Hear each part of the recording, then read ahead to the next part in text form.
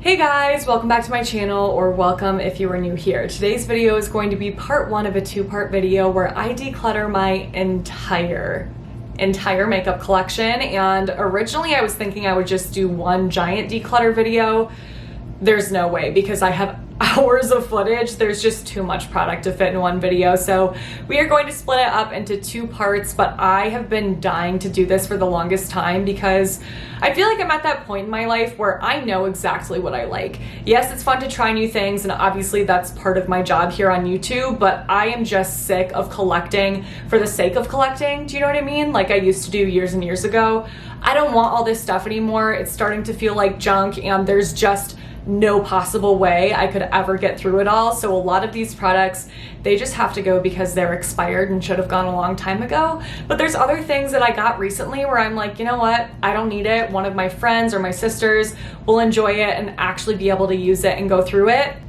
We're slimming down here. I'm gonna be cutthroat. Before we jump into it, don't forget to give this video a thumbs up, subscribe to my channel if you haven't already, and drop a comment below letting me know what your favorite declutter category to watch is. Thank you so much for doing all of those things. Really does help to support me. I appreciate you so much. Instagram and TikTok handle are right here, and my Lightroom preset filters for editing Instagram photos are listed in my description box below, along with discount codes, links to all of these products that I will be keeping, and I mean anything else you could want from me. So without further ado, let's get to decluttering.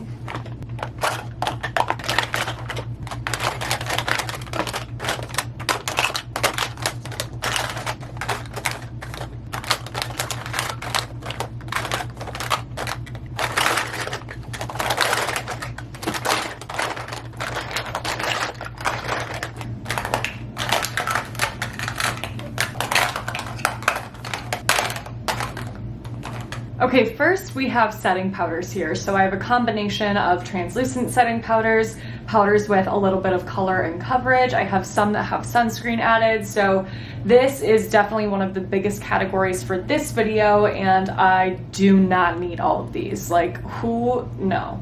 Nobody needs this many setting powders, so let's get to work. Okay, I actually have two different shades in this Maybelline Fit Me Loose setting powder, and I do think it's one of the best setting powders at the drugstore. I will absolutely give it that. And it does just feel nice. Like, it's a nice powder, but at the same time, I just don't use it enough, and I do prefer the other powders that I have. So for that reason, I will be decluttering these. Next, I have this Tatcha the Silk powder. I have talked about this a few times on my channel before, and I absolutely love it. So this is definitely staying in my collection. It just gives you such a nice, pretty, diffused look on the skin without being super, super glowy and shiny, because it's definitely not shiny at all, but without looking dry either. It's just a really nice in between. So pricey, but worth it. Next, we have the Hourglass Veil Translucent Setting Powder, and this is a fan favorite for good reason. It's gorgeous, it's very glowy and luminous on the skin, but it's not quite working out for me anymore because of that, actually. So my skin leans oily, and I've been wearing a lot of tinted moisturizers and sunscreens that have very glowy finishes. So because of that, I do need a more mattifying setting powder so that I don't look overly greasy and shiny by the end of the day. So it's beautiful, but it's just not quite cutting it for me anymore. So declutter. These are both sunscreen setting powders that I have repackaged. So one is from Mineral Fusion, one is from Derma E, and I really like this one from Derma E. The one from Mineral Fusion actually made my skin feel pretty tight and itchy once I removed it at the end of the day. So I'm gonna declutter that for that reason. I'm actually also going to declutter this one from Derma E because I have other sunscreen setting powders that I reach for over this, so I just know I won't go through it in time. I will find a better home. Another powder that I have repackaged is the RCMA No Color Translucent Setting Powder, and this has been one of my favorites for years until the past couple of months. I do feel like it's just not quite working the same for me as it used to. It's good, I would say, for like forehead for me, or maybe cheeks or nose where I do get oilier, but underneath my eyes, I feel like it's starting to settle into my fine lines more and just make me look a little bit drier and crepier than I would like to. So I'm also going to declutter these. Okay, next I have a setting powder that's pretty new. It's the Bare Minerals Original Mineral Veil Setting Powder, but they took it from its loose powder form and they made it pressed, which I actually really love because loose powders can definitely be super messy. So I have 3 different shades in this. I definitely do not need all 3. This is the one that I'm going to keep right here. It is in the shade Sheer Light.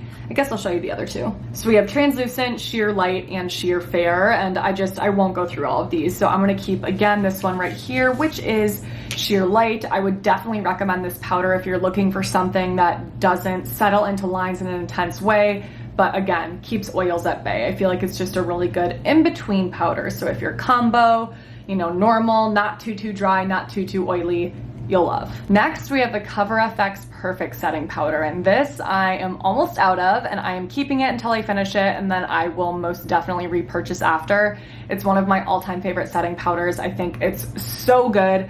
Again, kind of for that same reason as the Bare Minerals powder, where it's just a nice in between, not too drying, but not something that looks luminous. It's great. Next, I have the Laura Mercier Translucent Setting Powder, and I did not think I was going to like this. So I actually got this in PR a few weeks ago, and you guys are not gonna believe me when I say I had never tried it before then, which just feels crazy because I used to be so into makeup YouTube. I mean, I still am, who am I kidding? But I thought I wasn't gonna like this because I've heard how mattifying this is and that it can feel really dry. But I actually think that this feels really nice. I'm like, did they reformulate this? Maybe not, but I think it feels very nice and soft. It doesn't feel tight or dry on my skin. And it works perfectly because of what I was saying before. It keeps me from looking too greasy with some of the glowier products that I use underneath it. So I'm keeping this.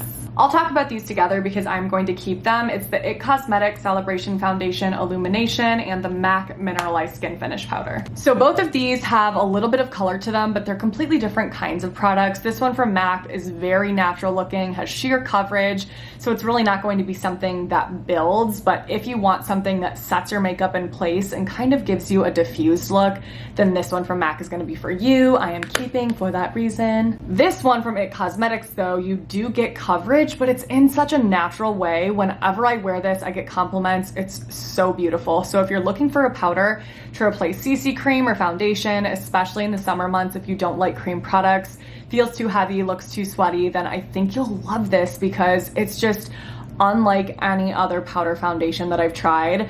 And the name does say illuminating, but it's not like Hourglass where it looks super glowy on the skin. It just doesn't look dry.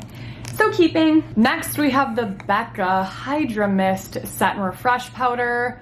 RIP Becca, they're going out of business, and RIP to this powder. I got it because it sounded so cool. It's supposed to have a cooling sensation on the skin.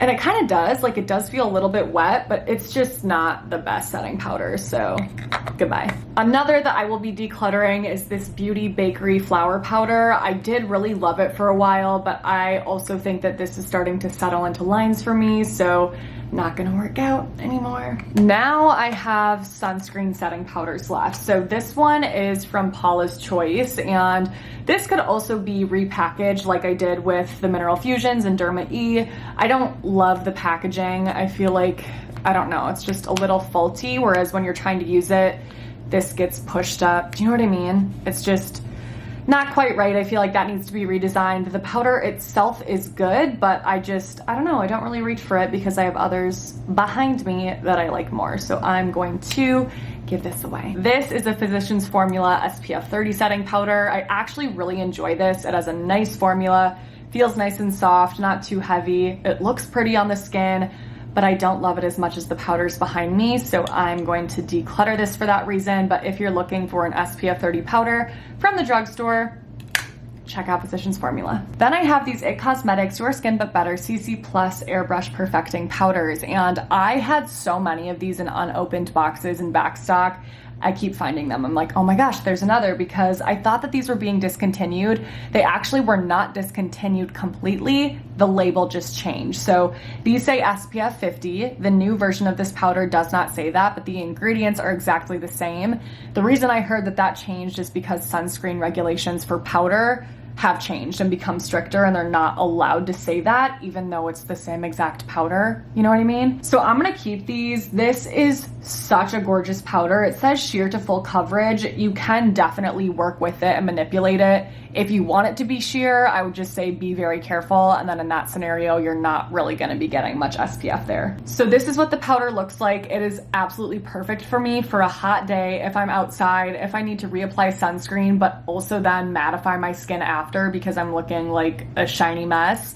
This is my go-to powder for that. It is so amazing. And then this is the Illumination, wow, it's hard to hold my fingers like that, formulation, and I love to use this underneath my eyes and on the tops of my cheekbones for repowdering because it gives me that pretty luminous look, but I don't use it all over the face.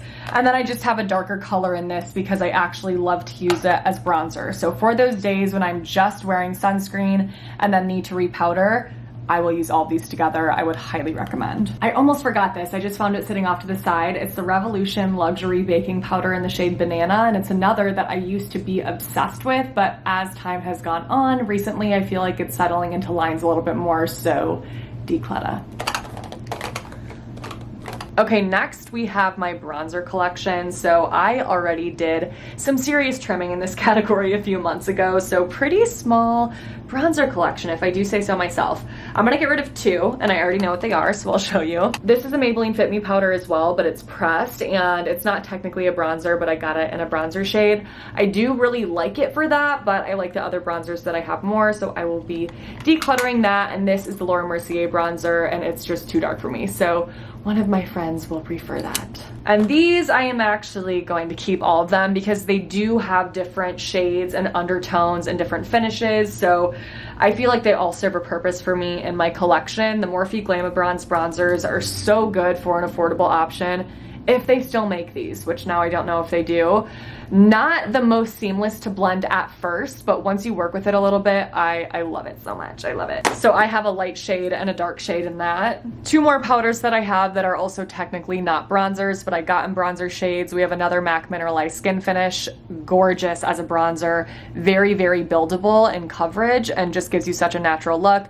And then IT Cosmetics, again, that Celebration Illumination powder, but in the shade Tan. I am almost done with this. This is my go-to when I'm really fair in the winter because it's just a perfect shade for me and not too intense. So love both of those. If you guys asked me 2 weeks ago, I would have told you 1000% I would declutter Benefit Hoola, but I have refallen in love with this. I don't know what it is, so I'm keeping.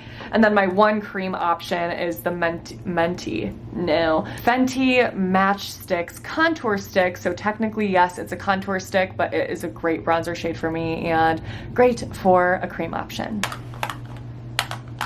Powder blushes, as you can tell, I clearly have a type. My all-time favorite powder blush is Tarte Amazonian Clay, followed closely by MAC blushes. I think that they're so pretty.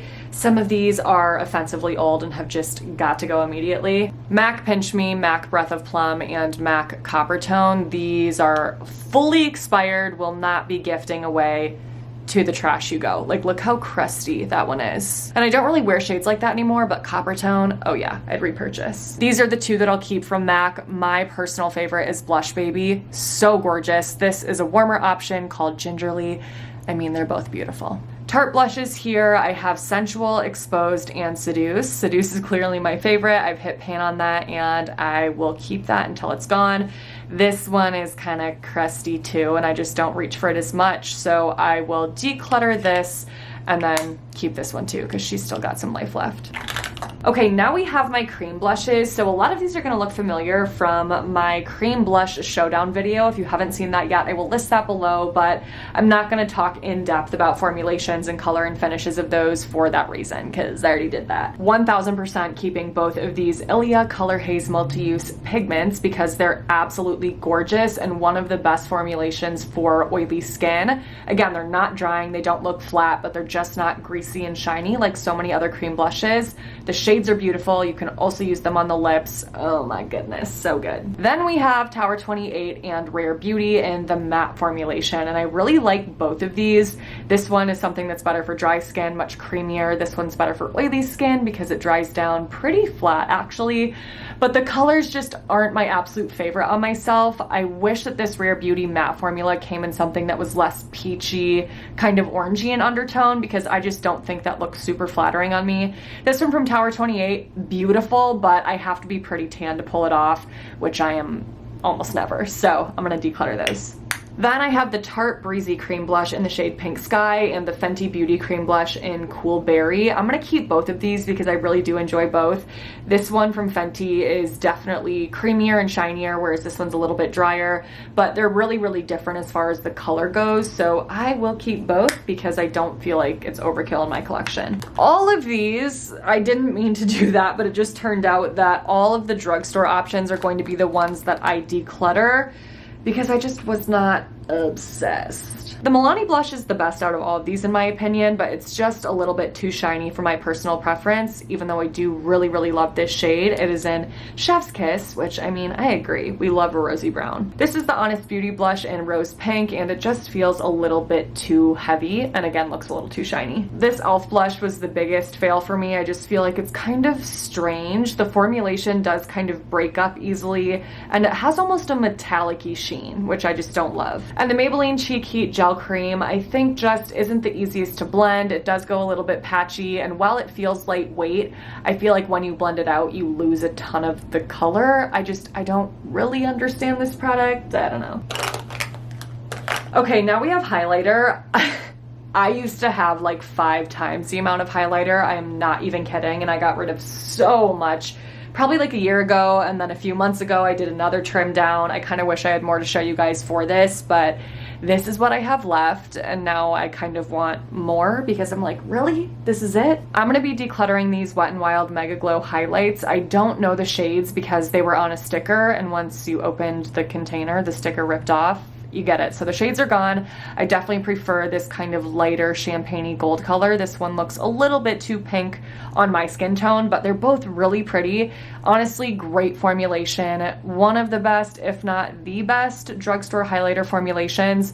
They're not chunky, they're not glittery, they sit nicely on the skin, but I don't reach for them over my others, so declutter. If I could only use one highlight for the rest of my life, well, I shouldn't say that because my skin's gonna change, but for the next several years, it would be this. This is the Ofra Cosmetics Rodeo Drive Highlighter. Beautiful, light champagne gold, not too intensely gold. Same kind of formulation that I was talking about with Wet n Wild, but even better. I'm so obsessed with this, and it's something you can really work with. Like, you can do a subtle highlight, or you can make it really pop if you want. I'm also going to keep Benefit Cookie. It's not quite as good as the Ofra highlighter, but it does give me something a little bit different. It's slightly lighter, slightly more pink in undertone.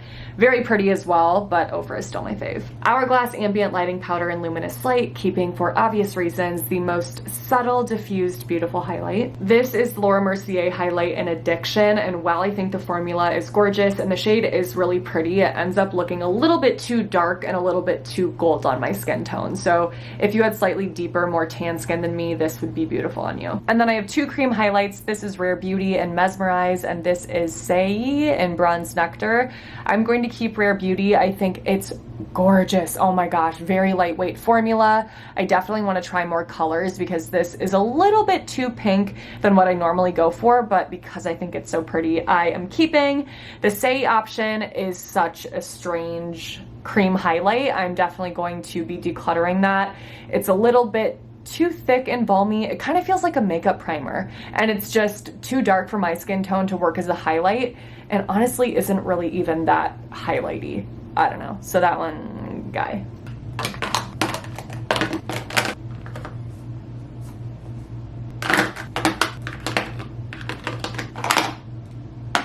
Alright, you guys, that is it for part 1 of this 2-part declutter video. I really hope that you enjoyed it. If you did, please don't forget to give the video a thumbs up, send my channel to a friend, subscribe if you haven't already, and drop a comment below letting me know either something that you are going to declutter or maybe something that you're gonna try out after watching this video, because let's be real, I mean, it happens after watching a declutter. So make sure to stay tuned for part 2. If there's anything else you would like to see from me next, let me know in the comments below, but otherwise, my next video will be up in a few days, and until then, I hope you have a great few days.